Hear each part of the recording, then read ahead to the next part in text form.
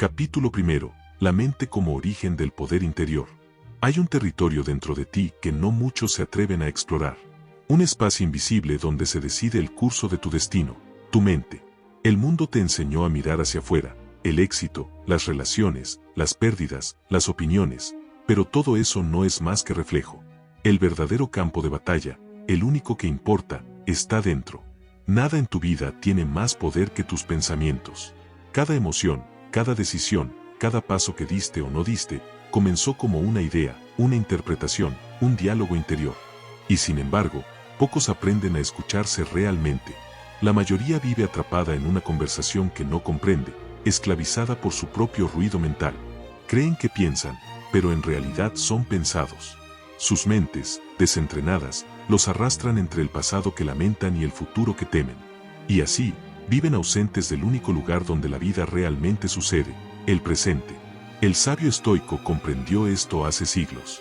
Epicteto decía, no es lo que nos ocurre lo que nos perturba, sino lo que nos decimos acerca de lo que nos ocurre. Esa frase contiene la esencia de la libertad interior. El dolor existe, sí, pero el sufrimiento lo fabricamos nosotros. La adversidad no te destruye la historia que te cuenta sobre ella. Cuando logras entender esto, algo profundo cambia. Ya no eres víctima de tus pensamientos, sino su observador. Y cuando observas sin juicio, la mente pierde su poder sobre ti. El ruido invisible. Tu mente habla incluso cuando callas. Te dice cosas que no siempre oyes conscientemente, pero que determinan lo que sientes y haces.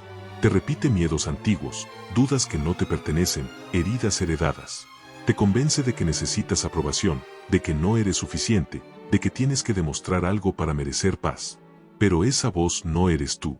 Esa voz es la suma de tus condicionamientos, lo que te dijeron, lo que aprendiste, lo que temiste perder. El despertar interior comienza el día en que decides dejar de creer cada pensamiento que pasa por tu cabeza. No todo lo que piensas es verdad. De hecho, la mayoría de tus pensamientos son solo ecos del pasado. Cuando empieces a observar tu mente, notarás un patrón. Repites los mismos diálogos, los mismos miedos, las mismas justificaciones. Y ahí entenderás que la mente no busca verdad, busca coherencia con su historia. Prefiere tener razón antes que liberarte. El trabajo del estoico es interrumpir ese ciclo. Cuestionar cada pensamiento que cause sufrimiento. Preguntarse, ¿esto que pienso es un hecho o una interpretación? ¿Este miedo me protege o me paraliza? ¿Esta voz me habla con amor o con castigo? Porque la mente no es tu enemiga, pero sí necesita un guía. Y si tú no la gobiernas, alguien más lo hará. El entorno, el pasado, la costumbre, la emoción. Dominar no es reprimir. Hay una diferencia sutil entre controlar la mente y reprimirla. El control nace del amor, la represión del miedo. Dominar tu mente no significa silenciarla con fuerza, sino educarla con paciencia. Como un río, no puedes detener su corriente, pero sí puedes guiar su cauce. Cada vez que eliges conscientemente un pensamiento que te fortalece, estás moldeando tu mente. Cada vez que eliges calma en medio del caos, estás reescribiendo tu biología. La mente se entrena igual que el cuerpo, con repetición, disciplina y descanso. No se transforma de un día para otro, pero cada día deja huellas. Cada meditación, cada pausa antes de reaccionar, cada respiración consciente, es una victoria invisible. El estoico no busca eliminar los pensamientos negativos, porque sabe que eso sería luchar contra la naturaleza. Busca observarlos sin identificarse, como nubes que pasan frente al cielo inmóvil de su conciencia. Esa es la verdadera maestría, no resistir el pensamiento, sino trascenderlo. El poder del enfoque. Tu atención es la energía más valiosa que posees. Aquello a lo que la diriges, crece. Si alimentas el miedo te gobierna. Si alimentas la calma te construye. El enfoque es la herramienta con la que esculpes tu realidad. Cuando la mente se dispersa, la vida se desordena. Cuando la mente se centra, todo se alinea.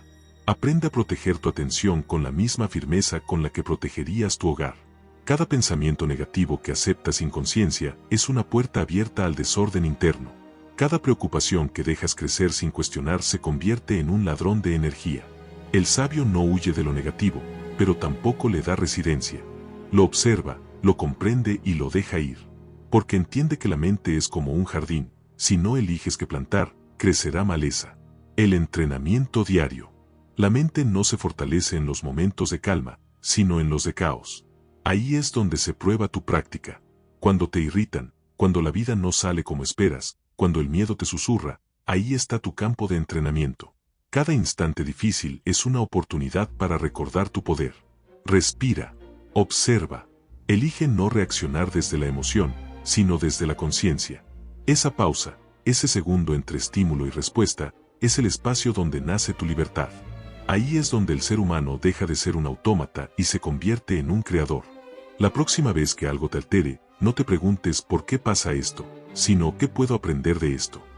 No busques escapar del caos, busca entender qué parte de ti lo está creando o amplificando. Porque lo que te perturba por fuera suele ser un reflejo de lo que aún no has comprendido por dentro. La serenidad no se encuentra, se entrena. Y cada día que eliges mantener la calma cuando antes te alterabas, tu mente se reconfigura. El silencio como fuente de poder. Llega un punto en el camino donde te das cuenta de que el ruido no solo está afuera, sino dentro. Y que el silencio no es ausencia de sonido, sino presencia de conciencia. Los sabios antiguos pasaban horas en soledad no por evasión, sino por dominio. Sabían que quien no puede estar solo consigo mismo, no puede estar en paz con nadie. Busca el silencio, no como castigo, sino como santuario. Ahí se revelan las verdades más profundas. Ahí escuchas la voz de tu intuición, la que no grita, la que susurra lo que siempre supiste, pero olvidaste. En el silencio, descubres que la mente no necesita enemigos ni batallas, solo dirección. Y que el verdadero poder no es imponerte, sino permanecer en calma cuando todo tiembla. La mente como templo. Tu mente puede ser prisión o templo. Puede ser tormenta o cielo. Elige cada día cómo la usas. Haz de tus pensamientos un lugar donde valga la pena habitar. Llénalos de comprensión, de propósito, de disciplina. Cuando tu mente se convierte en aliada, el mundo deja de intimidarte, porque ya no necesitas que nada cambie para sentirte en paz. Ahí comienza el despertar del inquebrantable, cuando te das cuenta de que nada externo puede hacerte caer si dentro de ti reina el orden. La mente, al fin, deja de ser campo de batalla y se vuelve templo de serenidad. Capítulo 2. Las emociones. El fuego que puedes aprender a dominar. Hay algo profundamente sagrado en las emociones. Son la corriente viva del alma, el lenguaje invisible con el que la vida te habla. Sin embargo, muchos las temen. Temen su intensidad, su inestabilidad, su misterio. Quieren controlarlas, contenerlas, negarlas. Y en ese intento, se alejan de su humanidad más profunda. El sabio no busca eliminar las emociones, sino transformarlas en comprensión. No teme su fuego, porque sabe que el fuego no solo destruye, también purifica. El origen del desequilibrio emocional. La mente crea pensamientos, y los pensamientos generan emociones. Pero lo que pocos entienden es que las emociones no son el problema es la identificación ciega con ellas. Cuando la ira surge, no eres la ira. Cuando el miedo te toca, no eres el miedo. Eres el espacio en el que la emoción aparece y desaparece. Eres el cielo, no la tormenta. La mayoría no sabe esto, y por eso sufre. Porque en lugar de observar la emoción, se convierte en ella. Y cuando te conviertes en lo que sientes, pierdes el control. El estoico antiguo sabía que el ser humano no puede elegir qué emociones llegan, pero sí puede elegir qué hacer cuando llegan. La emoción no te hace débil. Lo que te debilita es resistirte a sentir. El miedo, el guardián del alma. El miedo es la emoción más malinterpretada de todas. Se le ha demonizado, ridiculizado, reprimido. Pero el miedo, en su forma más pura, es un mensajero. Viene a decirte dónde hay crecimiento pendiente, que parte de ti aún no confía, qué salto estás listo para dar, pero sigues evitando. El miedo no es enemigo, es brújula. Si lo escuchas con calma, te dirá exactamente hacia dónde debes ir. Porque el camino del alma siempre pasa por los lugares donde más temes entrar. Marco Aurelio lo entendió. Si te duele, es señal de que algo importante está en juego. Cuando aprendes a mirar tu miedo sin correr, descubres que se disuelve. Porque el miedo no resiste la presencia consciente. Lo que lo alimenta es la huida. El valiente no es quien no siente miedo, sino quien sigue adelante a pesar de sentirlo. La ira, la energía que puede destruir o crear. La ira no es maldad. Es energía cruda, intensa, vital. Cuando no la comprendes, destruye. Cuando la entiendes, te impulsa. La ira surge cuando tu alma percibe injusticia, cuando tus límites son cruzados, cuando algo importante para ti está siendo amenazado. El problema no es la ira en sí, sino cómo la usas. Si reaccionas sin conciencia, se convierte en veneno. Si la canalizas con propósito, se vuelve motor. Transformar la ira es una de las formas más elevadas de alquimia emocional. Implica pausar, respirar, mirar el fuego sin dejarte quemar. Implica preguntarte, ¿qué está tratando de proteger esta ira dentro de mí? ¿Y cómo puedo usar esta fuerza para construir en lugar de destruir? El sabio no grita, pero actúa con determinación. El sabio no guarda rencor, pero no olvida la lección. La ira bien entendida se convierte en claridad. Y esa claridad puede cambiar destinos. La tristeza, el puente hacia la profundidad. La tristeza no es debilidad. Es una señal de que has amado, de que te has entregado, de que algo en ti valora lo que fue. El alma necesita llorar para limpiar el exceso de peso, como la lluvia limpia el aire después de una tormenta. No huyas de tu tristeza. Escúchala. Pregúntale qué necesita sanar. A veces no es más que un recuerdo que pide cierre, otras, un deseo que murió antes de nacer. La tristeza es maestra de humildad. Te enseña que no todo se puede controlar, que la belleza y la pérdida van de la mano, que la vulnerabilidad también es poder. Los estoicos no negaban la tristeza, la miraban con serenidad. Porque entendían que, al final, todo lo que cambia está destinado a irse, y el arte de vivir consiste en amar sin poseer, en dar sin esperar, en perder sin romperte. Cuando aprendes a convivir con la tristeza sin huir, te vuelves profundo. Y esa profundidad se convierte en una forma de sabiduría silenciosa. La ansiedad, el hijo del futuro. La ansiedad es la mente intentando controlar lo incontrolable. Es la vida pidiéndote que sueltes el tiempo, que regreses al presente, que recuerdes que nada ocurre fuera de este instante. Cuando sientas ansiedad, no la maldigas, míralo como un llamado de atención. Algo dentro de ti se ha ido muy lejos, ha abandonado el ahora para imaginar futuros que aún no existen. Vuelve, respira, siente tus pies en el suelo, el aire entrando y saliendo. Observa lo que es, no lo que podría ser. La ansiedad no desaparece porque el futuro se calme, sino porque tú aprendes a no necesitar que lo haga. Y cuando eso ocurre, recuperas el control. El alma tranquila no depende del entorno, porque ha comprendido que el presente siempre basta. El arte de sentir sin perder el centro. Vivir plenamente no es evitar el dolor, sino permitirte sentir todo, sin dejar que nada te arrastre. Imagina tus emociones como un océano. A veces en calma, a veces con olas. Tu tarea no es detener el mar, sino aprender a flotar. La respiración, la meditación, el silencio, son tus anclas. Usa tu cuerpo como recordatorio de que estás aquí, ahora. Cuando la emoción te sacuda, no luches, obsérvala. Recuerda que todo lo que sientes pasará, como pasa el clima, y que tu conciencia es el cielo que permanece. El estoicismo no busca apagar las emociones, sino purificarlas hasta convertirlas en virtud. La rabia se transforma en acción justa, el miedo en prudencia, la tristeza en compasión, la ansiedad en presencia. Ahí está el verdadero dominio, sentirlo todo, pero no ser arrastrado por nada. El fuego interior. Cada emoción que enfrentas y comprendes se convierte en combustible. El dolor que no te destruye, te fortalece. El miedo que atraviesas, te ilumina. La tristeza que aceptas, te humaniza. El sabio no busca una vida sin emociones, sino una vida donde las emociones sirvan al alma, no donde el alma sirva a las emociones. Tu tarea no es ser perfecto, sino consciente, porque la conciencia transforma cualquier sombra en luz. Al final, dominar tus emociones no significa endurecerte, sino abrirte con sabiduría. Ser fuego, pero no incendio. Ser agua, pero no diluirte.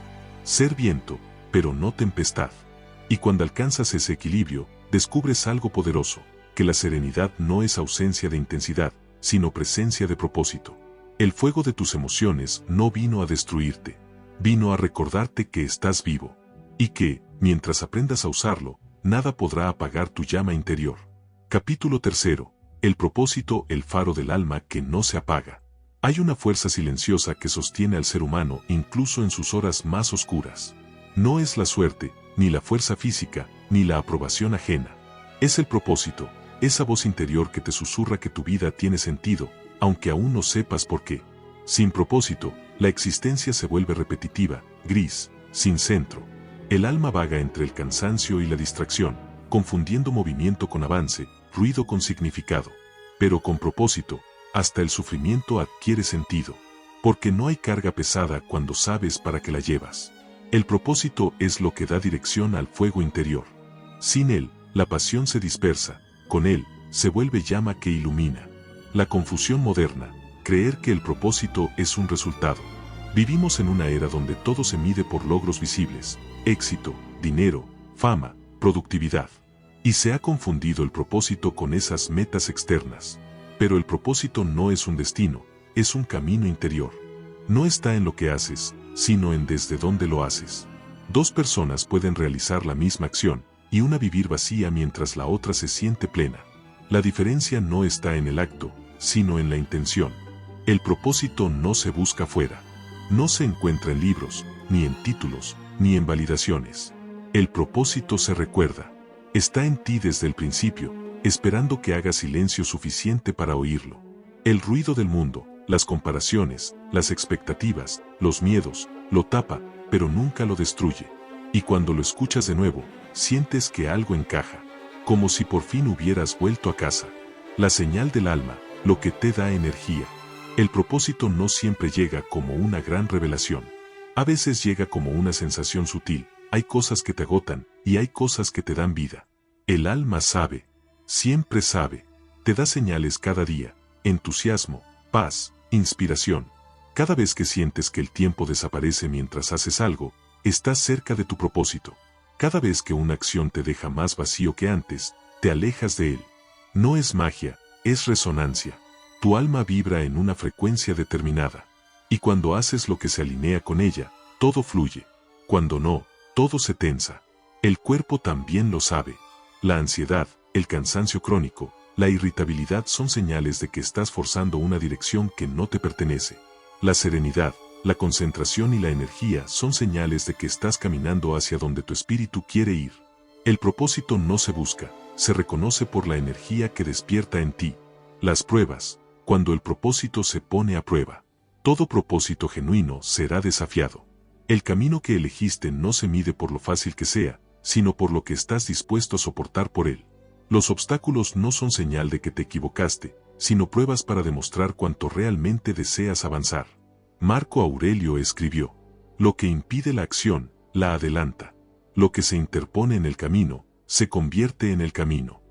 Cada dificultad es parte del entrenamiento. El propósito no se cumple sin resistencia, porque la resistencia es lo que forma el carácter. Sin ella, serías débil. Y un propósito sin carácter se derrumba ante la primera tormenta. El alma no quiere comodidad, quiere crecimiento. Y cada vez que la vida te empuja fuera de tu zona segura, te está devolviendo al fuego que te forja. Por eso el sabio no se queja del peso de su destino. Lo carga con dignidad, porque sabe que ese peso está moldeando su forma. Su propósito no lo esclaviza, lo ennoblece. Disciplina, la forma visible del propósito. El propósito sin acción se pudre. La inspiración sin disciplina es humo. Cada día que eliges actuar de acuerdo con tu propósito, aunque sea un solo paso, estás reafirmando tu pacto con el alma. Y esa coherencia interna produce una energía inquebrantable. La disciplina no es castigo, es amor hacia tu visión. Es la forma en que le demuestras al universo que hablas en serio. Cuando actúas incluso cuando no tienes ganas, cuando cumples tu palabra contigo mismo, cuando sigues avanzando en silencio mientras otros se distraen, estás creando una estructura espiritual. Una que no depende de la motivación, sino del compromiso. Los grandes espíritus no eran los más talentosos, sino los más constantes. Porque el talento te da inicio, pero la disciplina te da destino. El ego y el propósito, dos caminos que no pueden convivir. El ego busca reconocimiento. El propósito busca expresión. El ego quiere brillar, el propósito quiere servir. Mientras vivas desde el ego, el propósito no puede florecer. Porque el ego pregunta, ¿qué gano yo? Y el propósito pregunta, ¿qué puedo dar? El ego teme al fracaso, pero el propósito lo acepta como parte del viaje. El ego quiere resultados inmediatos, el propósito entiende que lo valioso crece lento. Cuando cambias tu enfoque de cómo me ven a qué impacto tengo, algo sagrado se abre. Dejas de competir y empiezas a contribuir. Y eso libera una paz profunda, porque ya no necesitas validación externa. La verdadera grandeza no grita, resuena. Los momentos de vacío, Incluso el alma más alineada pasa por periodos de oscuridad. Hay días donde pierdes la fe, donde nada tiene sentido, donde todo lo que antes te movía parece apagado. Eso también forma parte del propósito. El vacío no significa que hayas perdido el camino, sino que estás siendo llamado a un nivel más alto de comprensión. A veces la vida te quita lo que ya no necesitas, aunque aún creas necesitarlo. No corras a llenar el silencio. Quédate quieto, escúchalo. El propósito crece en los intervalos de quietud, no en el ruido de la prisa.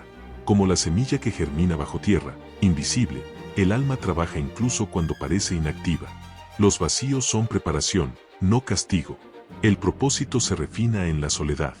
El servicio, la culminación del propósito. El propósito alcanza su forma más pura cuando deja de girar alrededor de ti, cuando entiendes que tu crecimiento personal no tiene sentido si no mejora la vida de otros. Servir no es sacrificarse, es compartir desde la abundancia. Cuando tu fuego interior arde con fuerza, naturalmente ilumina a los demás. Y cuando ayudas a otro a recordar su propia luz, fortaleces la tuya. Así se completa el círculo del propósito. Te descubres, te disciplinas, y luego compartes. El conocimiento sin servicio es ego, el servicio sin propósito es agotamiento. La armonía está en unir ambos. La huella más profunda no la deja quien más brilla, sino quien más transforma. El faro que nunca se apaga. Habrá momentos en que el mar se agite y el horizonte se pierda, pero si dentro de ti hay un propósito claro, siempre sabrás hacia dónde remar. Ese propósito es el faro del alma. No depende del clima, ni de la aprobación, ni del éxito. Permanece, incluso cuando no ves tierra. Porque el propósito no es algo que eliges una vez, es algo que eliges todos los días, especialmente cuando la duda te susurra al oído. Y cuando te mantienes fiel a esa voz interna, descubres una certeza imposible de quebrar, que todo en tu vida, incluso lo que dolió, incluso lo que perdiste, te trajo exactamente hasta aquí, al punto donde finalmente entiendes quién eres y para qué viniste. Ese es el despertar del inquebrantable, no haber tenido un camino fácil, sino haber encontrado sentido incluso en las piedras.